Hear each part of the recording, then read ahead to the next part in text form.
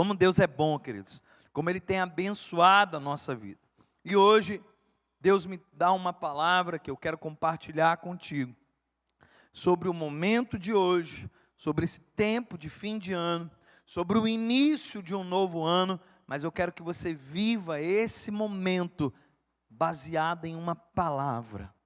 Eu quero que você faça a sua virada de ano baseado em uma palavra. Eu quero que você experimente ainda os últimos instantes do ano de 2022 baseado nessa mesma palavra. Eu quero que você já comece a introduzir um pensamento acerca do ano que vem baseado nessa mesma palavra.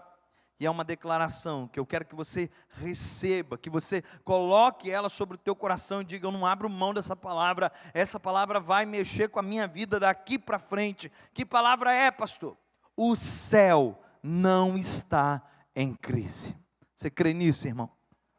O céu não está em crise. Queridos, Deus compartilha essa palavra ao meu coração, eu trago ela ao seu coração, porque parece-me que é o único lugar que não está em crise, não é verdade? Quando a gente olha ao nosso redor, tudo ao nosso redor parece estar em crise. Eu não sei se você conhece alguém que está vivendo crise familiar. Você conhece alguma família que está em crise? Existem crises familiares acontecendo, vigentes na atualidade. Tem gente que está em crise, não num contexto mais amplo do núcleo familiar, mas crise conjugal. Existem crises instaladas entre pais e filhos. A crise econômica, a crise que alcançou muitos e estão desempregados, a crise que trouxe frieza espiritual. Existem pessoas gélidas, afastadas de Deus. Meu irmão, para onde a gente olha, parece um cenário de crise. E eu não sei você, mas esse ambiente de crise dá uma sensação de que a gente não vai vencer, não é verdade? Dá uma sensação de que nós seremos derrotados. Dá uma sensação de que ninguém consegue virar o jogo, ninguém consegue provar uma outra proposta. E é sempre aquela mesmo, da crise, do caos, de algo caótico. Mas em nome de Jesus, eu quero que você entenda e saia daqui inspirado por essa palavra, acreditando no que eu vou te dizer, meu irmão. O céu não está em crise. Quero ler um verso da Bíblia, um único verso. E sobre esse verso, debruçar contigo para um significado importante em nossos dias, do que seria viver esse verso. Acompanhe comigo na projeção, Evangelho de Mateus, capítulo de número 6. Versículo de número 10, um texto por demais conhecido, porque é um fragmento extraído da oração modelo, da oração que Jesus ensina os seus discípulos, o Pai Nosso, tão conhecido. E dentro dessa declaração de fé, de postura cristã, que nós precisamos usar a nível de modelo, ensinado pelo próprio Cristo, Mateus capítulo 6, verso de número 10, está escrito: venha o teu reino, seja feita a tua vontade, assim na terra como no céu. Amém? Meu irmão, a gente às vezes não tem noção do que é esse verso. Às vezes a gente não tem noção do que isso significa. Pastor, por que o senhor diz isso? Porque se tivéssemos, irmão, nós já estaríamos desfrutando de uma vida muito melhor. Presta atenção, é sério isso. Se nós tivéssemos dimensão do que esse verso significa, nós já estaríamos desfrutando de um dia a dia muito melhor do que o que nós temos vivido. Para que você entenda isso, eu preciso construir duas realidades.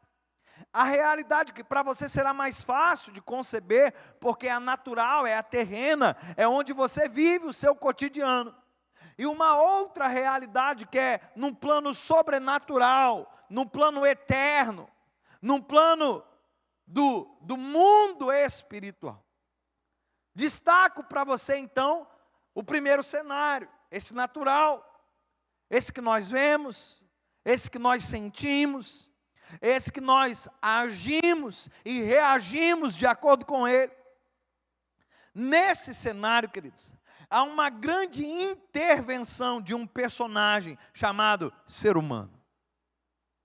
O que nós vivemos aqui no plano terreno tem uma relação muito grande conosco. Se a gente age certo, planta uma boa semente, a gente colhe fruto, e um bom fruto dessa boa semente que plantou. Se a gente age inadequadamente, erroneamente, utiliza uma semente que não é boa, a gente acabará colhendo algo como fruto dessa semente que boa não foi.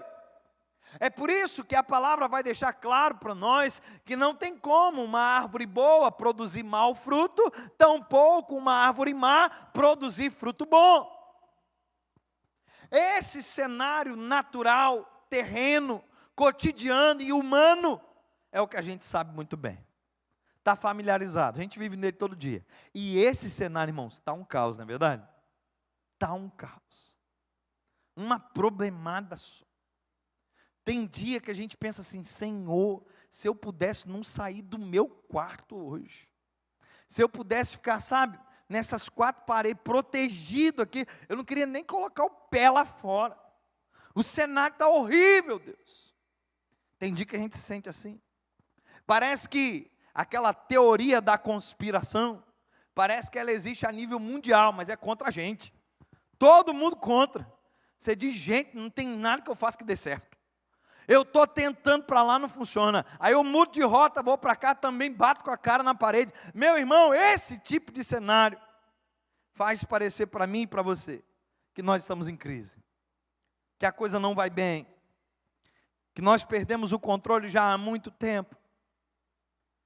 E enquanto esse cenário existe, é real para cada um de nós, existe um outro cenário, que nós desfrutamos muito pouco, conhecemos num nível muito menor de conhecimento, estreitamento muito pequeno com ele, vez ou outra flertamos com a sua realidade, mas é o mundo sobrenatural. É a razão de ser de um mundo que não é ditado por regras humanas. O texto que nós lemos fala acerca de um reino que é eterno, um reino que tem dono, um reino que tem um rei dos reis, Senhor dos senhores. O texto era a oração de Jesus ensinando aos discípulos, e ele ora ao Pai dizendo, venha o teu reino. Existe um reino comandado por Deus. Esse reino, queridos, se nós não o conhecermos, se nós não nos propusermos a desfrutar dele, nós continuaremos pensando que tudo é uma plena crise, que nada vai bem em momento nenhum. Mas a oração que Jesus faz é, venha o teu reino e seja feita a tua vontade. Até aí, meu irmão, parece muito lindo, muito belo de recitar, mas existe uma chave extraída na última parte desse verso, que é a aplicação dessa realidade. É quando esse reino sobrenatural, ele se correlaciona com o reino natural.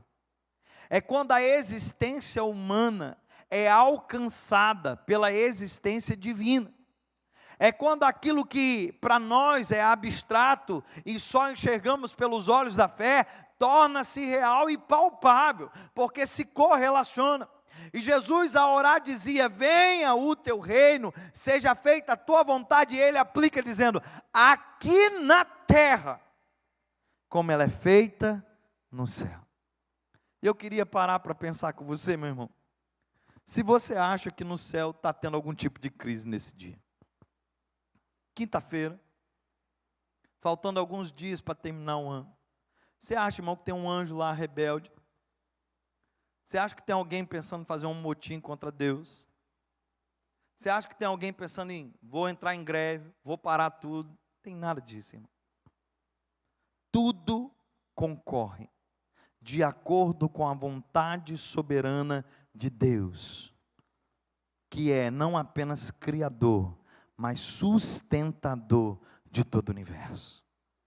Deus é soberano, querido. As coisas caminham conforme Ele quer. Nada sai 1 milímetro daquilo que Deus tem como plano e direção. Todo o reino espiritual está a serviço de Deus, o nosso Rei e Pai.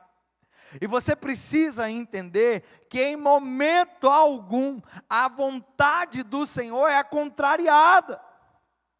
Em momento algum nesse reino onde Ele é Senhor e Rei, a vontade dEle é deixada de lado. A vontade dEle está estabelecida e cumpre-se em todo o tempo.